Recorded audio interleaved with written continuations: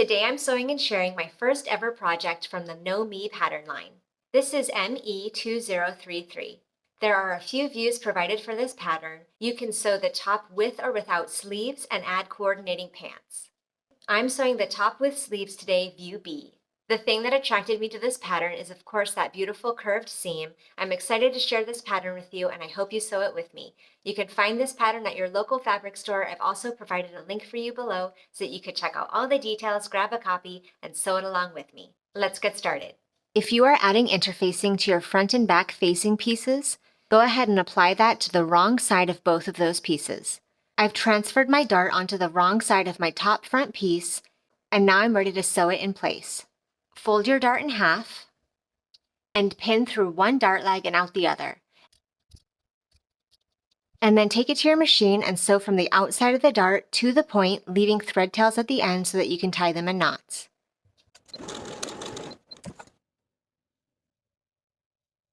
Now that we've sewn the dart, we're going to do some stay stitching on the front bodice to stabilize some of the areas here. First, we're going to stay stitch all along this bottom curve. Stitch from side seam to side seam with a 1/2 inch seam allowance. Now that we've reinforced that bottom curve, we also want to reinforce these bottom corners of the neckline.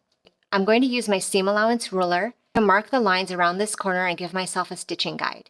Starting about 1 inch or so away from that corner, I'm going to start my line, and then I'm going to draw another vertical line to meet the edge of this line. I'm going to do this on both sides. I'm going to use the lines that I drew as my stitching guide to reinforce these corners on both sides. Now grab your top side front piece and prepare your dart in the same way as we did for the top front. And I also went ahead and stay stitched the top curve of this top side piece. Now place your top front and your top side front pieces right sides together. And we're going to pin the curves together from side seam to side seam, making sure to match your notches. So now that I have this curved seam all pinned in place, I'm going to take it to my sewing machine and sew with a 5/8 inch seam allowance from seam to seam.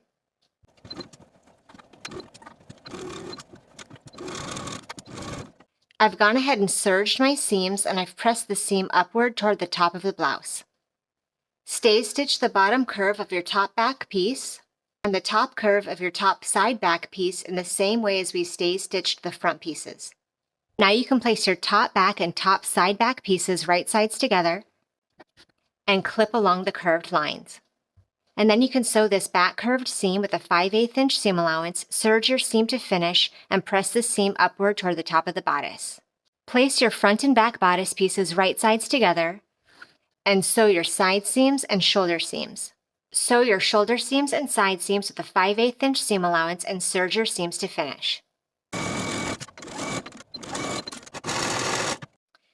Grab your front and back facing pieces and prepare your corners for reinforcement. Then sew those stitches in place. Then you can place your facings right sides together and pin your side seams. Sew these side seams with a 5/8 inch seam allowance and serge your seams to finish. We're also going to finish the lower edge of the facing all the way around. To do this, you could do a tiny rolled hem and edge stitch the top of that fold all the way around. What I'm going to do is serge the entire lower edge. I'm going to fold up my serged edge just the width of that serging, about 1/4 inch to the wrong side, edge stitch in place all the way around.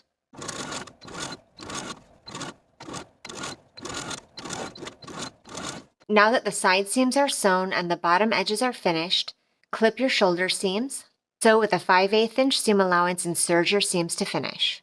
Place your facing and your bodice right sides together and pin together all around the neckline, matching your shoulder seams and corner points.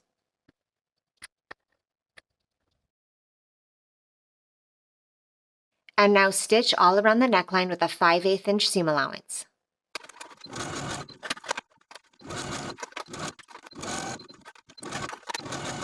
Now that your facing is sewn all around your neckline, take a sharp pair of scissors and clip into each of these corners, to but not through the corner of your stitching.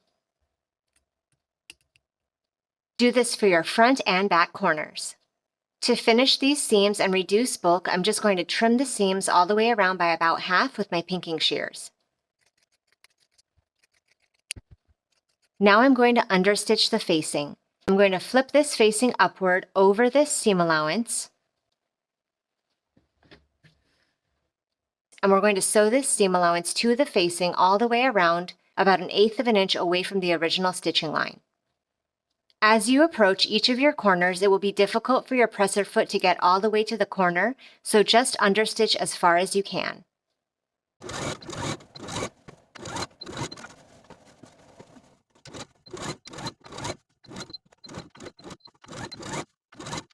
Now you can turn your facing to the inside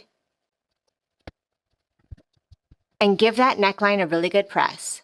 To prepare the bodice for inserting the sleeves, go to your sewing machine and baste the facing and main bodice together all around the armhole, and do this for both armholes.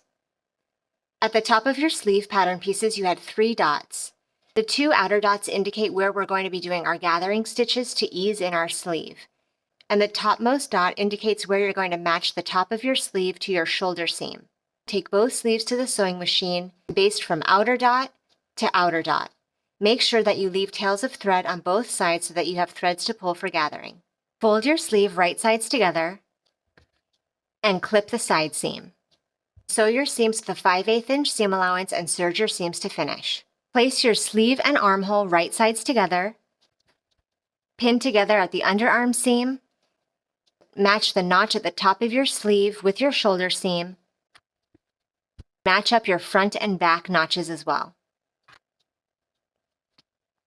Now we can see that there's more material to the sleeve than there is to the armhole, so we're going to pull the gathering stitches to ease the sleeve into the armhole. And once you've pulled the threads and the material of the sleeve matches the length of the armhole, go ahead and pin in place. And do the same on the other side of the sleeve. Now you're going to sew all around the armhole with a 5/8 inch seam allowance. Sew slowly and carefully, especially around these eased-in sections, to make sure that you don't catch any puckers as you sew.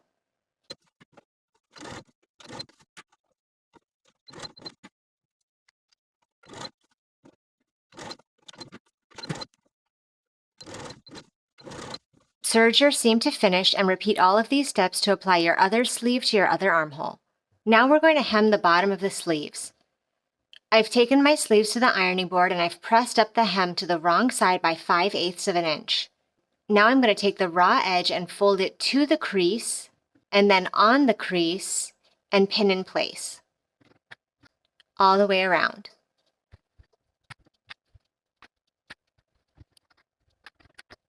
Now that we've folded up that hem, you can edge stitch close to this inner fold all the way around. Do this for both sleeves.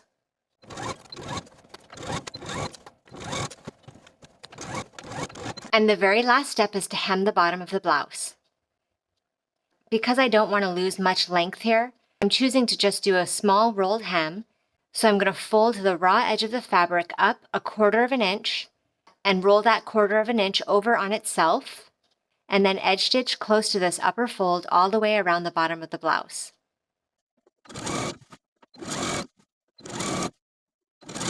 And you're all done with your blouse. Thank you for watching this sew along. Make sure you check out my other videos for more great sewing inspiration, and I'll see you in the next video.